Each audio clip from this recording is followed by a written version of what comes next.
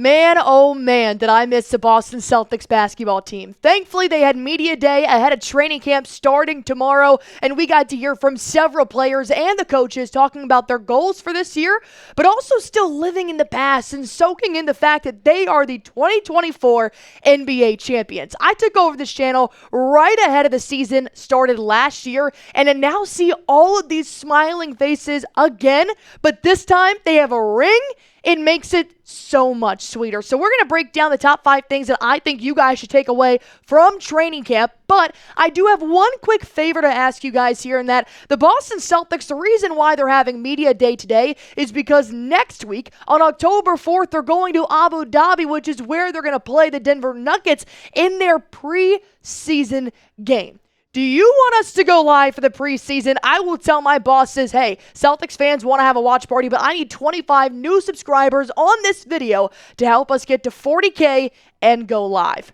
Now let's get in the takeaways here. This is why you guys clicked into this video. Number 1, Lonnie Walker is an absolute steal in the offseason. And what's even better about it is the fact that he was a free agent for several months and nobody picked him up. And now that the Celtics did, it looks like the greatest move of the offseason. But Lonnie Walker is still on an Exhibit 10 deal. He still has to perform well in Boston's training camp to really become a Boston Celtic, but here's why I think he could. He's actually pretty close with Derek White and Drew Holiday. He was working out with them in the offseason, and that right there tells me he's going to fit in with the Boston Celtics roster, because it's not going to be easy being an outside performer coming in to the Celtics team. And then Brad Stevens says that he's a guy that was very excited to be here. The number one thing I keep seeing about Lonnie Walker is his eagerness. I want somebody that wants to play in Boston. So if he's happy to be here, I'm happy to have him here. But he is still competing for that final roster spot. And when he did talk to NBC Sports Boston saying, hey, Lonnie, what do you think your role is going to be with the Celtics? I love this answer. A second unit guy, microwave scorer. I can obviously score in a plethora of ways. In order for me to even get a few minutes or earn my minutes, it's going to come from the defensive side. Love that. Doing little things. Defensive rebounds, offensive rebounds, and just bringing that energy constantly. Hearing that and just watching his humble persona take over this interview, tell me he's not a steal. Tell me he is not going to be a really good second unit player for the Boston Celtics if he does make this roster. Everything he just said there, it starts with the defense with Boston. And if he's a 40% career three-point shooter like he has been for this upcoming year, I mean, he could be an absolute game changer for the Celtics. So let me ask you guys your question here, all right? Go on ahead and let me know, should Lonnie Walker play for Boston this season? Or should they keep that final roster spot open? We know Brad Stevens has really liked that MO, but it sounds like he's pretty excited for Lonnie Walker to be in Boston. Type Y for yes, type N for no. There's an ad break coming up to help you guys sit through it and enjoy that. Go on ahead and let me know what you guys think in the comment section down below. Number 2, off-season surgery updates. We found out there were more than just one surgery, and that being Kristaps Porzingis. 2 other role players had surgery this offseason that went very under the radar, and that could be huge moving forward. But let's talk about the big guy, right? Kristaps Porzingis told ESPN's Ramona Shelburne the expectation is sometime in December. That is huge, because we knew that it could be latest January. We knew that it could also be earliest November, but he's saying December. He said, I'm feeling really good, and I'm working towards hopefully playing earlier than that. Kristaps Porzingis, I'm going to kiss you on the forehead, man. That is huge news. But Brad Stevens is being the mastermind behind all this, saying the Celtics are very pleased with Porzingis' progress to the point that they are maybe even surprised by how well he's recovering. There are no off days for Porzingis. He said, yeah, I took about 3 weeks after the parade, after surgery, just to give my body time to rest. But after that, he's been working. But I will tell you, Brad is very smart in the sense that he doesn't want to let anybody know the actual timeline.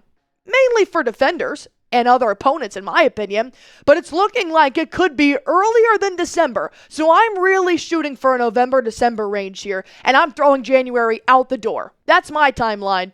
Take it or leave it. I'd probably trust Brad Stevens, though. Porzingis said his ankle is doing really, really good. He said that he's been doing non-contact work as soon as last week. He's been in and out of rehab. He's been in and out of the gym. He is doing things to make sure he is going to be stronger and healthier coming back from this injury. So we could see Porzingis as early as November. But that timeline's not official just yet. So who are those other two lucky guys that had surgeries this past year? This is what gives me heart palpitations. Luke Kornet and Xavier Tillman had surgeries in the offseason. Kornet had it on his wrist, and Tillman had a knee scope. The good news is they're both absolutely 110% fine. But you can't tell me that doesn't make you a little bit weary, knowing you're not going to have Porzingis for the first 2 months, knowing Al Horford is old. And now that means Kornet and Tillman, your other 2 out of 3 rotation guys at the center position, went to the hospital this summer. We're going to have to keep an eye on it. But so far, it looks like they're good. I've got 3 more takeaways to get into. You're not going to want to miss it, but you're also not going to want to go hungry. I want you guys to go on ahead and get Factor Meals. And I'm telling you this from somebody that uses Factor Meals. It is a no-mess, no-prep meal service that's delivered right to your door, and it's ready in less than just 2 minutes. And not like you have to put all this together. No, it's ready to eat in just 2 minutes. And I love the fact that it's never, ever frozen. I try to put the best nutrients, ingredients in my body. I'm a growing girl. I may be 25, but who says I'm done growing? So I want to make sure that I am putting good stuff in my body, and that's what Factor Meals has. With chef-crafted meals, dietitian approved, and look, I don't eat red meat. It's just a preference for me. I stopped in high school, so the fact that I still love getting my protein intake, they've got several different options for me, several meals with beans, chicken, salmon. So if you guys want to go on ahead and find out what fits for you, that's the beauty of it. There's 35 different meals you can choose from every week in 60 add-ons because your girl be snacking. So if you guys want to keep kitchen time to a minimum, head to factormeals.com/chatsports50. Use code chatsports50 to get 50% off your first box, plus 20% off your next month. Your girl loves deals, and this is the best deal out there. That's code chatsports50 at factormeals.com/chatsports50. Get 50% off your first box, plus 20% off your next month while your subscription is still active. This has been on my mind since we won the championship. Same roster, but it's a different year. How is Boston going to adhere to all the changes around them in the league, aka the Nova Knicks, Paul George coming to the Philadelphia 76ers?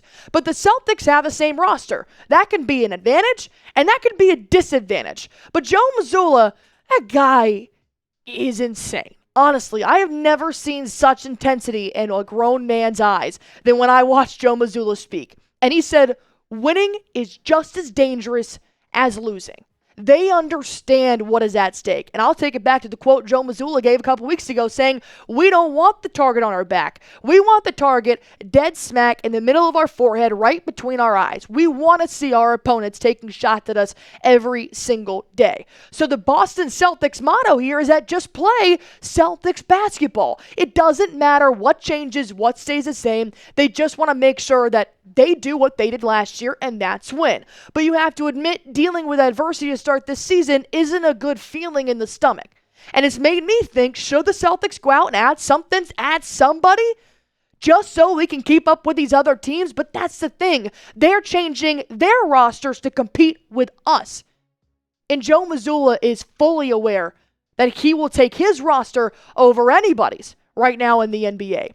Mazzulla said, when you think about Celtics basketball, we shouldn't miss a beat. Despite not having Porzingis in the first 2 months, despite having a target on their back or in their forehead, whatever Mazzulla said, we shouldn't miss a beat. I think that's the strength of this team ever since I've been here. Regardless of who's in and who's out, we feel like we have an opportunity to win, and we should all be getting better. That is why you should not fear about the Celtics roster being the exact same, is because you still have Joe Mazzulla as your head coach. You still have a GM in Brad Stevens. And this Boston Celtics basketball team looks just as dangerous as they did last year, despite no changes.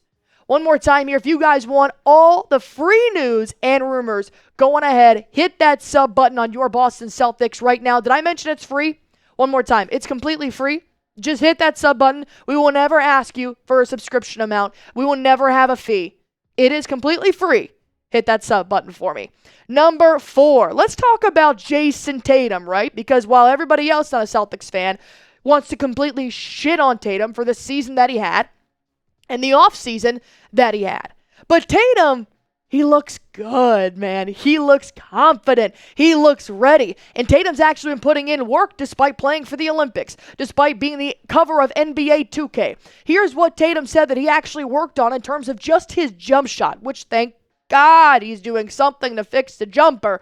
He's actually moving hand placements on the basketball to have a better feel of taking his shot. He's also going to stay lower, bend the knees, feel it more, and the legs keep getting stronger. And he wants to bring his shoulders forward. He's doing technical X and O things to make his jumper better because boy, oh boy, was this a sight for sore eyes.